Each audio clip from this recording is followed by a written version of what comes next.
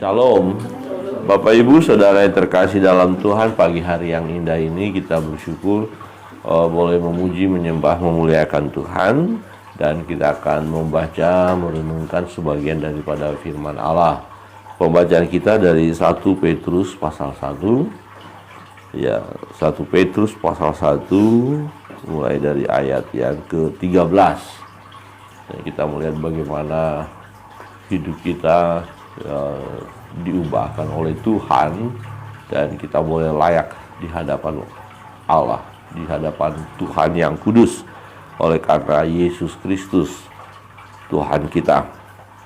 Saya membaca ayat 13, Bapak Ibu Saudara ayat 14 kita akan baca secara bergantian. Firman Tuhan berbunyi demikian, 1 Petrus 1 ayat yang ke-13. Sebab itu siapkanlah akal budimu, waspadalah dan letakkanlah pengharapanmu seluruhnya atas kasih karunia yang dianugerahkan kepadamu pada waktu penyataan Yesus Kristus. Hiduplah sebagai anak-anak yang taat dan jangan turuti hawa nafsu yang menguasai kamu pada waktu kegeluhan. Tetapi hendaklah kamu menjadi kudus di dalam seluruh hidupmu, sama seperti Dia yang kudus yang telah memanggil kamu. Sebab tertulis, kuduslah kamu, sebab aku kudus. Dan jika kamu menyebutnya Bapa, yaitu Dia yang tanpa memandang muka menghakimi semua orang menurut perbuatannya, maka hendaklah kamu hidup dalam ketakutan selama kamu menumpang di dunia ini. Sebab kamu tahu bahwa kamu telah ditebus dari cara hidupmu yang sia-sia, yang kamu warisi dari nenek moyangmu, itu bukan dengan barang berharga, bukan pula dengan perak atau emas, melainkan dengan darah yang mahal, yaitu darah Kristus, yang sama seperti darah anak domba yang tak bernoda dan tak bercacat. Ia telah dipilih sebelum dunia dijadikan, tetapi karena kamu, Ia baru menyatakan dirinya pada zaman akhir. Oleh Dialah kamu percaya kepada Allah, yang telah membangkitkan Dia dari antara orang mati, dan yang telah memuliakannya sehingga imanmu dan pengharapanmu tertuju kepada Allah. Karena kamu telah menyucikan dirimu oleh ketaatan kepada kebenaran, sehingga kamu dapat mengamalkan kasih persaudaraan yang tulus ikhlas. Hendaklah kamu bersungguh-sungguh saling mengasihi dengan segenap hatimu. Karena kamu telah dilahirkan kembali, bukan dari benih yang fana, tetapi dari benih yang tidak fana, oleh firman Allah yang hidup dan yang kekal. Sebab semua yang hidup adalah seperti rumput, dan segala kemuliaannya seperti bunga rumput, menjadi kering dan bunga. Tetapi firman Tuhan tetap untuk selama-lamanya. Inilah firman yang disampaikan Injil kepada kamu. Amin. Demikian jauh pembacaan firman Tuhan. Bapak Ibu Saudara yang terkasih dalam Tuhan, bagian ini kita melihat bahwa kehidupan seseorang yang percaya kepada Yesus, yang sudah menerima Yesus sebagai Tuhan dan Juru Selamatnya secara pribadi, harus berani tampil beda dengan pola dunia. Dan tampil bedanya di sini adalah harus hidup dalam kekudusan, sebab Allah itu kudus. Nah, bagaimana kita bisa memiliki posisi kudus, menjadi orang yang kudus atau menjadi orang kudus, ya? Nah, dulu hidup kita jauh dari Tuhan. Dulu hidup kita melakukan hal yang tidak kudus, yang tidak berkenan kepada Allah. Tetapi Allah memilih kita. Ya, Allah memilih kita dan menyelamatkan kita. Bahkan di sini dikatakan menarik sekali bahwa ya, Tuhan, ya, untuk kita menjadi posisi kita kudus, ada kurban yang Allah berikan di situ, yaitu putranya yang tunggal, Yesus Kristus. Dan oleh Dialah, ya, kita layak di hadapannya. Nah, kalau di ayat 17, ya, dikatakan, dan jika kamu menyebutnya Bapa, yaitu Dia yang tanpa memandang muka menghakimi semua orang menurut perbuatannya, maka hendaklah kamu hidup dalam ketakutan selama kamu menumpang di dunia ini. Sebab kamu tahu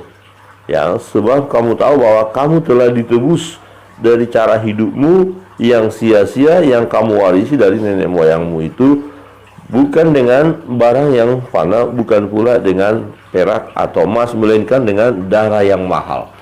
Nah, jadi hidup kita tadinya jauh dari Tuhan, hidup kita yang hidup lama itu ya penuh dengan kejahatan, hidup yang lama itu hidup di dalam dosa.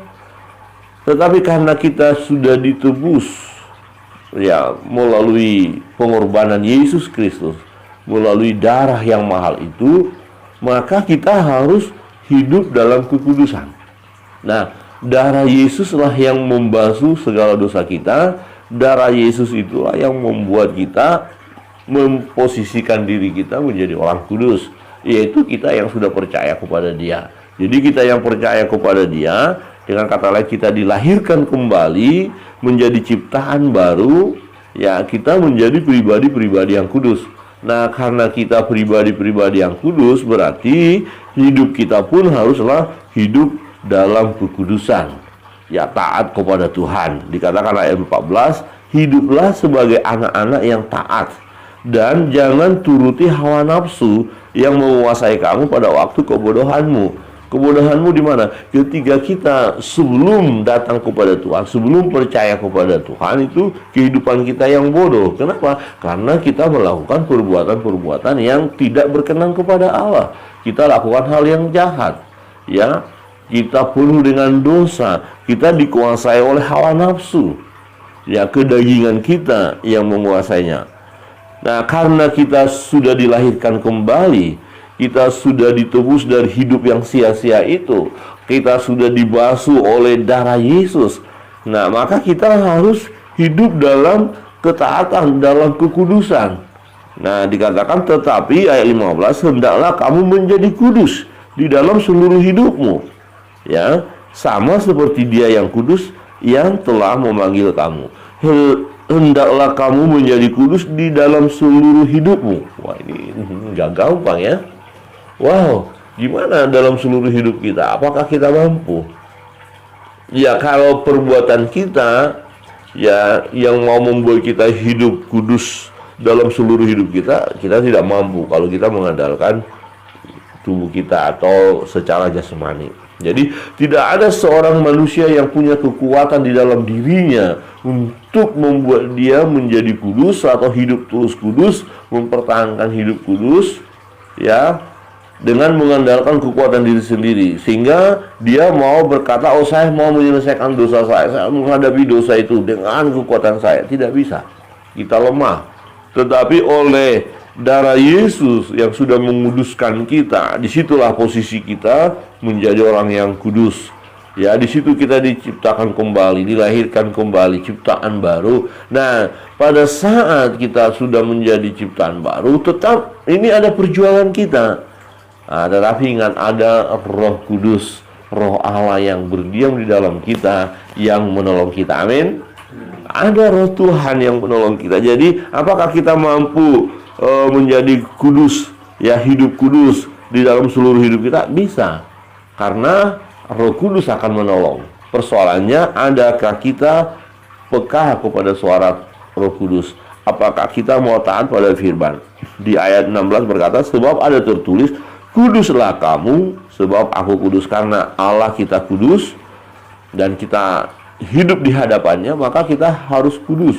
Nah, pertama, secara posisi kita sudah hidup dalam kekudusan oleh darah Yesus yang membasuh kita.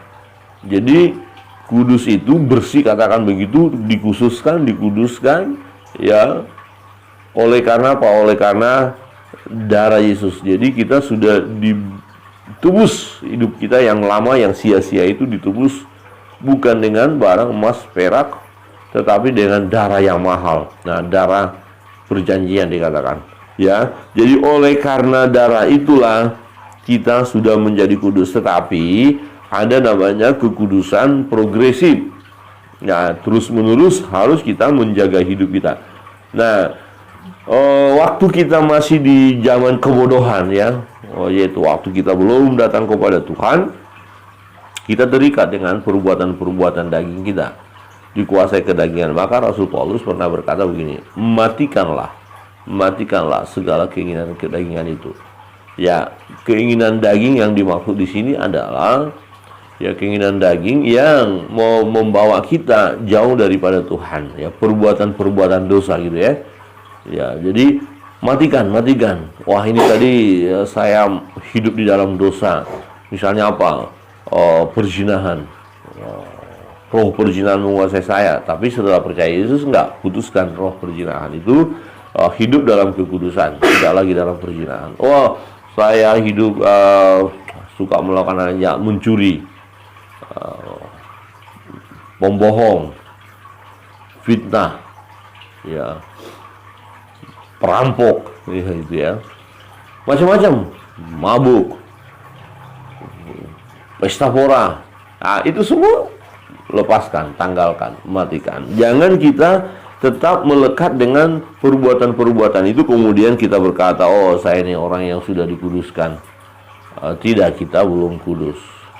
Ya, tidak hanya sebatas kata-kata, tapi perbuatan kita, ya, perbuatan kita. Saudara yang terkasih dalam Tuhan, nah, kematian Yesus Kristus di kayu salib, darahnya yang membasuh segala dosa dan kesalahan kita, membuat kita layak di hadapan Dia, dan oleh Yesus itulah kita percaya kepada Allah.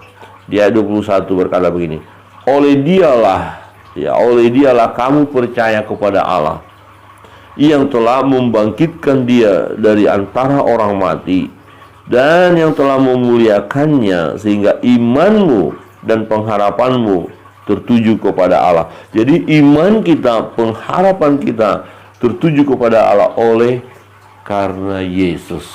Jadi gini, kalau kita, dosa-dosa kita tidak terselesaikan dan tidak ada yang bisa menyelesaikan dosa-dosa kita, bagaimana kita hidup di hadapan Allah? Bagaimana kita berkenan kepada Allah? Bagaimana kita punya pengharapan kepada Allah kalau sementara hidup kita tidak dalam kekudusan? Tidak bisa, tidak ada seorang pun yang bisa menghadap Allah ya tanpa kekudusan. Ingat ketika Allah ya memanggil Musa ya di atas gunung itu, ya, ada semak-semak yang menyala api, tapi semak-semak itu tidak terbakar. Kemudian Musa datang, kemudian Tuhan katakan, tanggalkan kasutmu sebab tempat ini kudus. Nah, tidak boleh dekat kepada Allah tanpa kekudusan. Jadi harus kudus Dia baru bisa layak.